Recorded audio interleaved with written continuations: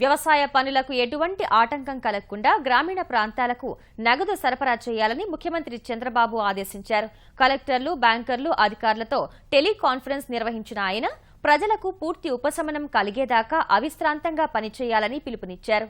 నగదు పంపిణీలో పింఛన్దారులు, ఉపాధి కూలీలు, రైతులు, పాల ఉత్పత్తిదారులకు మొదటి ప్రాధాన్యత ఇవ్వాలని స్పష్టం చేశారు. ప్రతి నెల 1000 కోట్లు ఉపాధి కూలీలకు, పింఛన్దారులకు కేటాయించాలని ఆదేశించారు.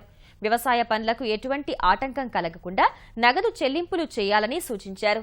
ప్రతి మండలంలో ఒక గ్రామాన్ని నగదు రహితంగా మార్చాలని, డిజిటల్ లావాదేవీలకు ప్రభుత్వం ప్రకటించిన ప్రోత్సాహకాలను అందరూ సద్వినియోగం చేసుకోవాలని పిలుపునిచ్చారు.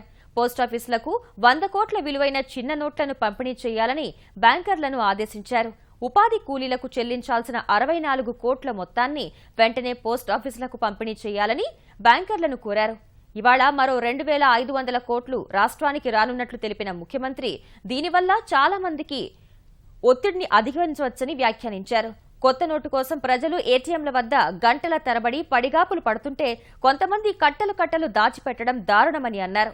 కొంతమంది వల్ల వ్యవస్థకే చెడ్డ పేరు వస్తోందని ఆవేదన వ్యక్తం చేశారు.